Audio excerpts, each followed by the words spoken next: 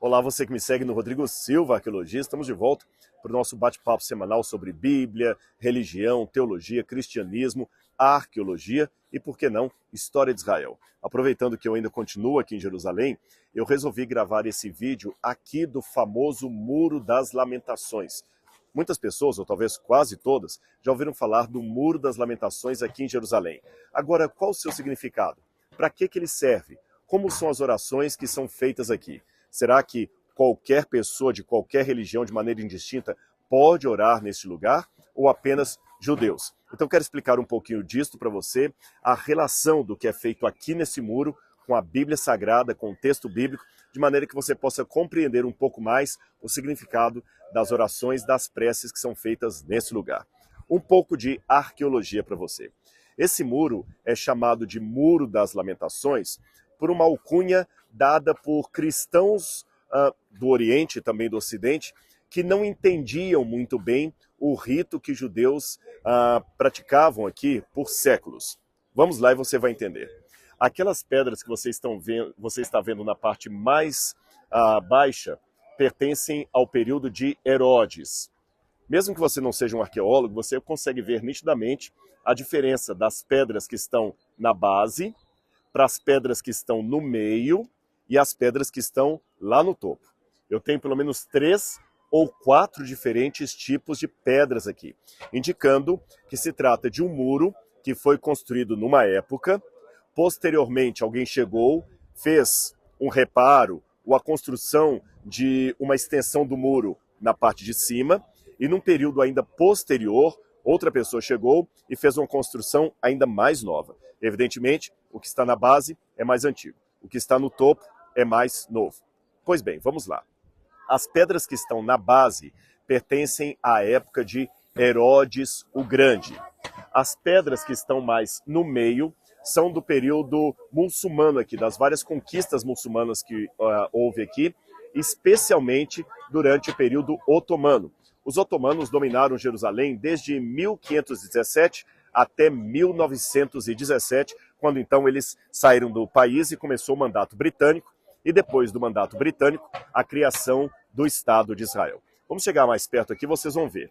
Agora, em termos de Bíblia Sagrada, eu falei que as pedras que estão mais abaixo são do período de Herodes. Depois eu vou levar vocês mais pertinho do muro lá, para vocês verem essas pedras mais de perto. Se são do período de Herodes, onde estaria o templo? Aqui onde eu estou? Não. Na verdade, o templo ficava numa esplanada, numa plataforma, que estava localizada atrás desses muros. Então você pode imaginar que o que Herodes fez foi o seguinte: havia o templo ficava mais ou menos nessa posição, em cima do Monte Moriá.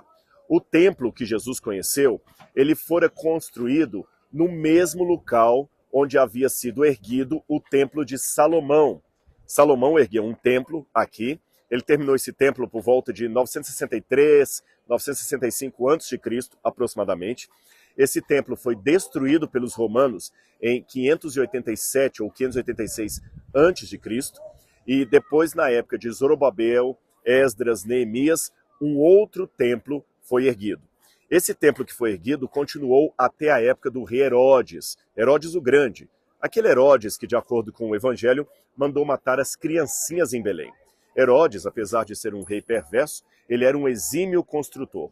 Aqui em Israel há muitas fortalezas, palácios, estradas, porto, uma cidade marítima, a cidade de Cesareia, que Herodes construiu até mesmo para rivalizar as suas construções com aquelas que eram feitas pelos romanos. E Herodes, é lógico, nesse frenesi de deixar o seu nome, a sua logomarca em várias edificações, ele também queria construir um templo mais suntuoso. Eu explico a você por quê. Quando o segundo templo foi construído, depois que os judeus voltaram do cativeiro da Babilônia, muitas pessoas ficaram indignadas porque a arquitetura desse segundo templo era muito mais simples que a arquitetura do primeiro templo. De acordo com a Bíblia Sagrada, muitos adoradores que vinham a Jerusalém ficavam clamando: "Ah, que pena, porque esse templo não tem a glória do templo de Salomão." Mas aí Deus tomou de maneira poderosa o profeta e disse: "Vocês não têm que ter medo." Sabem por quê? Esse templo, apesar de ser mais simples, ele terá uma glória maior do que o templo anterior, porque o Messias, vai vir a este templo. Então, quando Herodes chegou aqui para governar esse país, contrário aos judeus que odiavam Herodes, ele queria então fazer desse templo um lugar mais suntuoso, mais hospitaleiro, mais grandioso, para a glória não do Deus de Israel, mas para a glória do próprio Herodes. Os judeus, é claro, não queriam que ele colocasse as mãos no templo e depois de uma longa luta aceitaram que Herodes construísse pelo menos uma plataforma sobre a qual o templo estaria. Essa plataforma então foi feita, você pode imaginar o templo aqui e a plataforma. Agora é lógico que uma plataforma, uma esplanada desta, precisa de sustentação, não é mesmo? Então eles colocaram pedras aqui e um muro de arrimo. Então imagine um muro segurando aqui a plataforma, também aqui, do lado de cá e desse lado. O muro que está do lado de cá é o muro que vai de frente para o Monte das Oliveiras, que está lá do outro lado. E o muro que fica aqui atrás, o muro ocidental, que é chamado de Western Wall, é justamente o muro das Lamentações que você está vendo aqui. Então esse muro que está aqui é justamente o que está atrás dessa plataforma erguida por Herodes o Grande. Agora raciocine comigo. Numa época em que os judeus não tinham o templo, o lugar mais próximo do templo que eles poderiam vir orar era aqui. Porém, Jerusalém ainda não estava na mão dos israelitas ou dos israelenses, porque isso foi antes da Guerra de 6 Dias. Somente depois da Guerra de 6 Dias é que Israel finalmente retomou Jerusalém. Então os judeus vinham orar ali. E como eles oravam, geralmente eles trazem na mão um pequeno livro chamado Sidur, que é um livro de orações. Eu vou mostrar esse livro para você lá embaixo. E quando eles oram balançando. É o balanço como se o Espírito de Deus estivesse passando por eles e o seu corpo, como a chama de uma vela, balançava.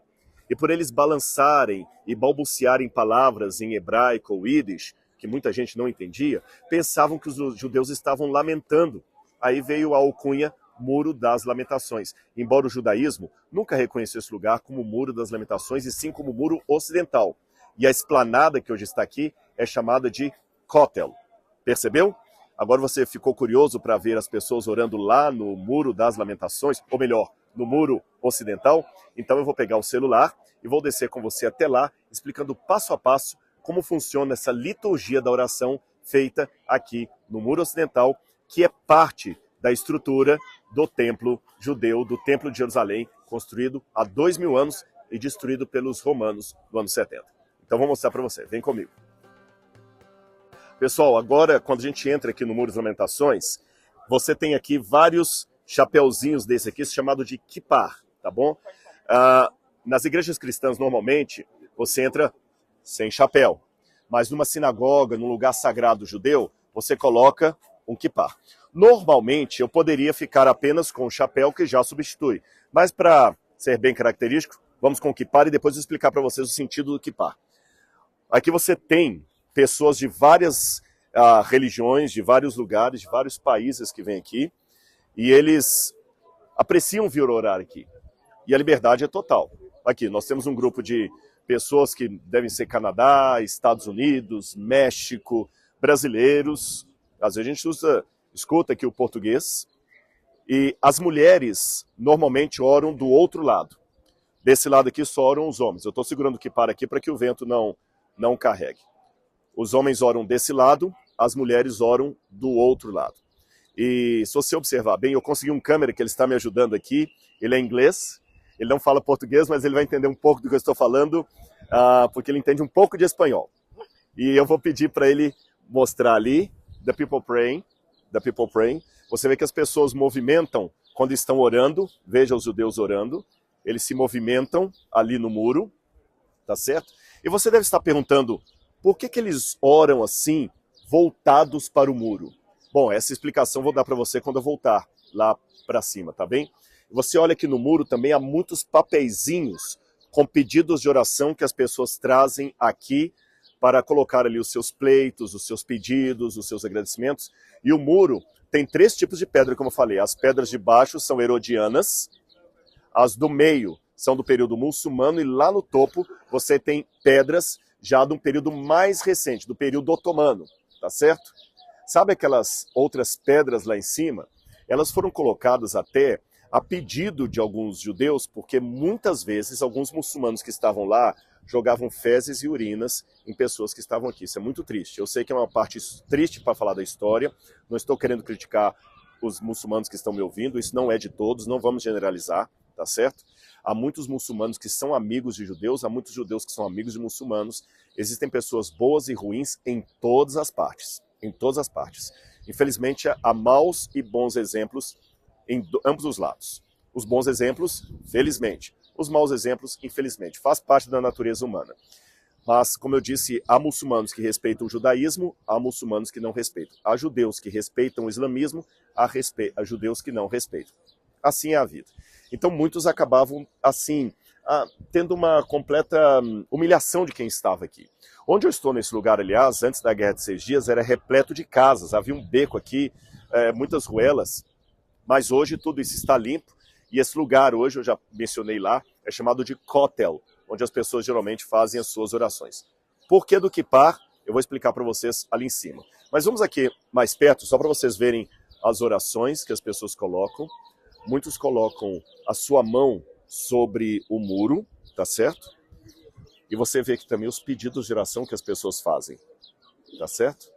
E junto com as orações, você tem sempre esses livros aqui.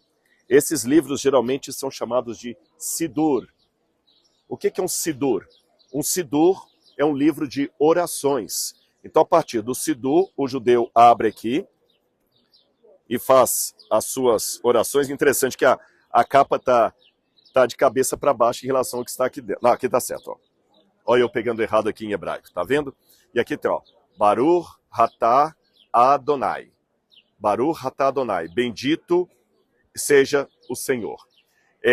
O nome de Deus está escrito em hebraico aqui, mas eles não pronunciam o nome de Deus. Eles preferem falar Adonai. E muitas orações deles começam com essa expressão. Baruch Atah Adonai Eloheinu Melech. Que bendito seja o Senhor. Eloheinu Melech. Senhor e Rei de todos nós. Eles sempre começam as orações. E aqui a oração da manhã, a oração da tarde, a oração de agradecimento. E os livros ficam aqui. A pessoa pega, vai orar e volta. Agora, nem todos são judeus. Há cristãos também que vêm orar aqui. E eu já vi muçulmanos também orando nesse lugar aqui. Tá certo? Você nota que aquele judeu que está no canto, ele tem algumas cordinhas amarradas ali. Essas cordinhas são chamadas de tzi-tzi. Essas cordas servem como se fosse um lembrete da oração, mais ou menos parecido com o rosário ou o terço dos católicos. O católico, quando vai rezar a Ave Maria ou Pai Nosso, ele tem o terço ali. O muçulmano também tem um tipo de rosário. O judeu não tem o rosário, mas tem aquelas cordinhas chamadas tzi-tzi. Lembra que Jesus em Cafarnaum curou uma mulher que tinha fluxo de sangue e ela tocou na orla da veste de Jesus? Era o tzi-tzi de Jesus. Está escutando o pessoal cantar? Olha lá. Eles cantam também, porque o culto não é só a oração. É a oração, é o louvor, é a alegria, é a maneira que eles têm de testemunhar que eles servem o Deus de Israel. Veja, escuta um pouquinho da música deles.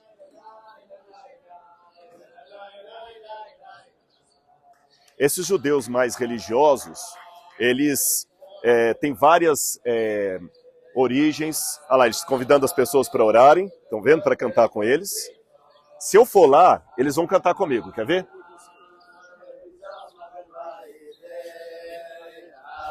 E aí?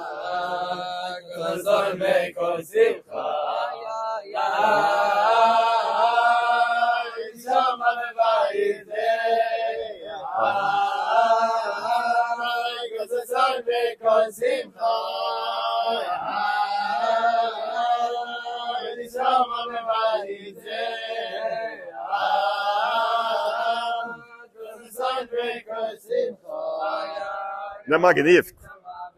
E vieram outros também. Eles convidam para oração, ou seja, existe uma harmonia, existe uma felicidade, existe uma fraternidade.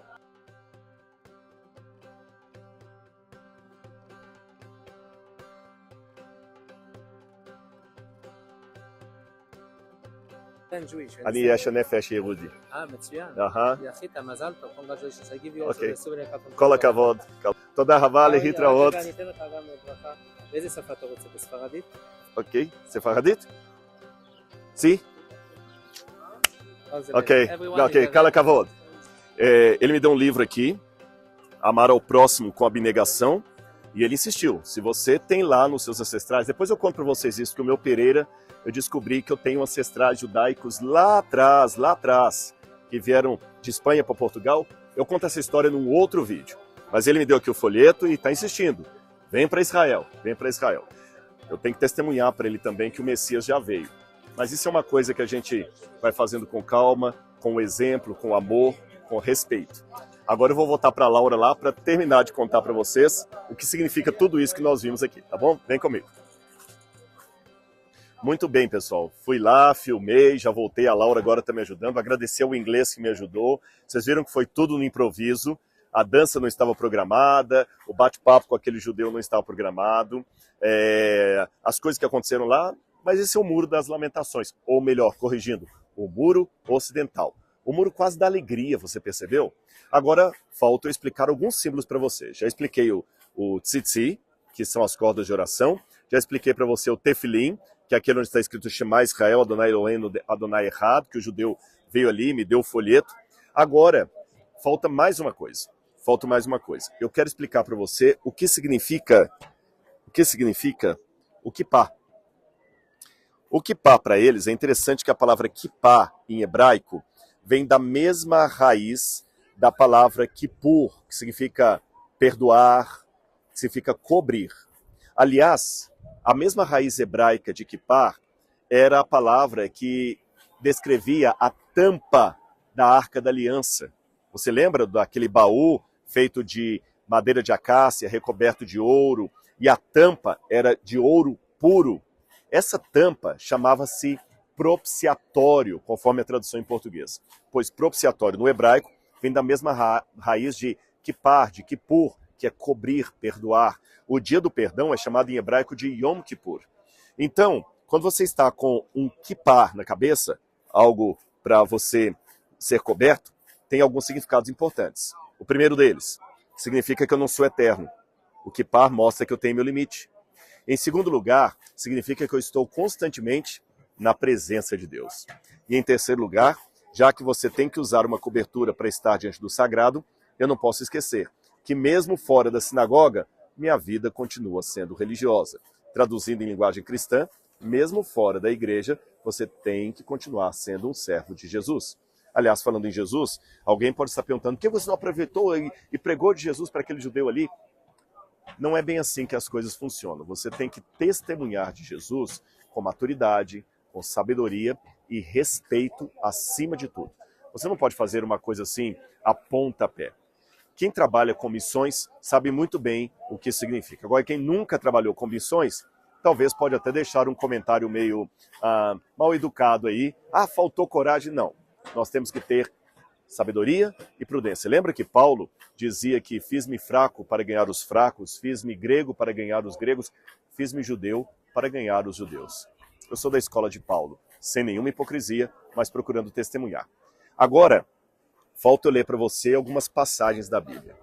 Você pode perguntar assim, Rodrigo, mas para que orar lá? Se eu posso orar da minha casa, num bosque, na rua, dentro do metrô, do ônibus, do avião? Você tem razão. Deus está em toda parte, você pode orar em qualquer parte. Não existe nenhuma energia mágica que saia dessas pedras, que produza um poder que você toca ali e já fica eletrizado. Não, não existe. Porém, raciocine comigo. Algumas coisas, por terem um valor histórico, elas se tornam mais simbólicas. Você entende? Pode ser uma aliança de casamento, pode ser uma carta de amor que dois velhinhos ainda guardam porque trocaram quando ainda eram jovens namorados. Pode ser até, quem sabe, aquele cartão postal que você recebeu de alguém que você ama muito e já morreu. São elementos que nós usamos para trazer memórias afetivas para nós. E todo esse país aqui me traz uma memória afetiva muito séria. A história bíblica aconteceu aqui. Então, embora eu esteja consciente de que não sai nenhuma energia mágica daquelas pedras, eu sei que, como elas estavam aqui quando Jesus esteve nesse lugar, pelo menos as pedras herodianas, por que não remeter ao passado lembrando que aquela história tem valor para o meu futuro. Quanto a esse ato de orar voltado para a parede, como você viu os judeus lá embaixo, eu quero ler uma passagem para você.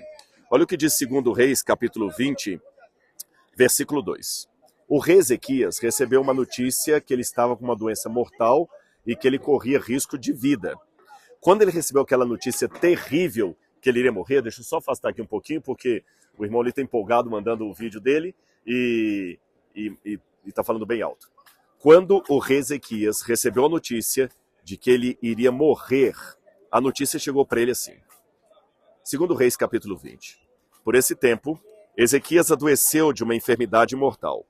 O profeta Isaías, filho de Amós, foi visitá-lo e disse: Assim diz o Senhor, ponha em ordem sua casa, porque você morrerá, você não vai escapar.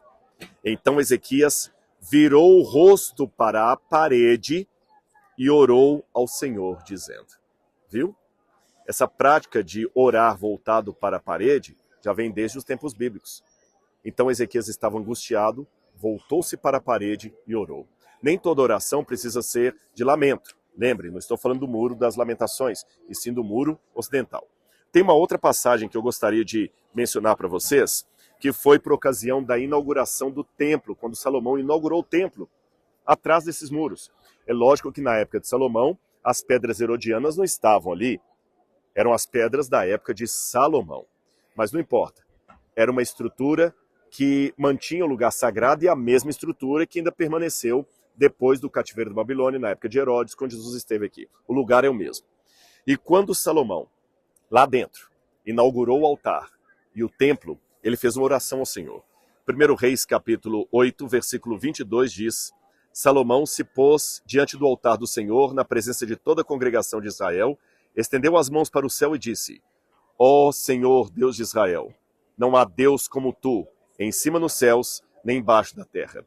E ele começa a falar, o Senhor guarda a aliança. E ele vai pedindo uma oração longa. Compensa você ler na sua Bíblia, 1 Reis, capítulo 8, versos 22 em diante. E Salomão pede, Senhor, quando faltar comida na terra, que as pessoas vierem pedir aqui, atende do céu, Senhor, do teu trono, da tua habitação. Por exemplo, o verso 37, quando houver fome na terra ou peste, quando houver cretamento ou ferrugem, gafanhotos ou larvas, quando os inimigos cercarem a cidade ou país ou houver alguma praga ou doença, que toda oração ou súplica que qualquer homem ou todo o teu povo de Israel fizer, conhecendo cada ferida do seu coração e estendendo as mãos na direção desse templo, ouve tu no céu, lugar da tua habitação, e perdoa, Senhor. Age e dá a cada um segundo os seus caminhos. E no verso 41 ele diz, e também ao estrangeiro, que não for do teu povo de Israel, porém vier de uma terra distante por amor do teu nome, porque ouvirão do teu grande amor e da tua mão poderosa e do teu braço estendido. E esse povo vier, e orar voltado para esse templo, Senhor, ouve nos céus, lugar da tua habitação, tudo o que o estrangeiro pedir, a fim de que todos os povos da terra conheçam o teu nome, para que se tornem como o teu povo de Israel, e para saberem que este templo que eu dediquei será chamado pelo teu nome. Lindo, não é mesmo? Isso foi por volta de 960 anos antes de Cristo, 963 para ser mais preciso. Ou seja, há quase 3.000 anos atrás, essa prece foi erguida lá dentro e 3.000 anos depois, pessoas de vários países, como vocês viram lá embaixo, continuam vindo aqui, estendendo as mãos para esse lugar, tocando na parede e orando ao Senhor. E eu repito, a prece de Salomão. Ouve, Senhor do céu, a prece desse povo, do estrangeiro que vem aqui, para que tenha o coração como do teu povo de Israel. E que o Senhor possa alcançar, com todas as promessas e a certeza messiânica, corações sinceros de Israel, como daquele judeu que me parou. Ele não reconhece Jesus como Messias. Talvez por culpa do mau testemunho que muitos cristãos dão, eu não sei. Mas eu oro por ele, mesmo sem saber o seu nome, eu oro por mim, eu oro por você nesse momento, eu oro nesse lugar, para que Deus do céu nos dê a paz. Que Deus abençoe você, um grande abraço e até o nosso próximo vídeo. E se você ainda não é inscrito no canal, se inscreva. Um grande abraço, fique com a graça de Deus.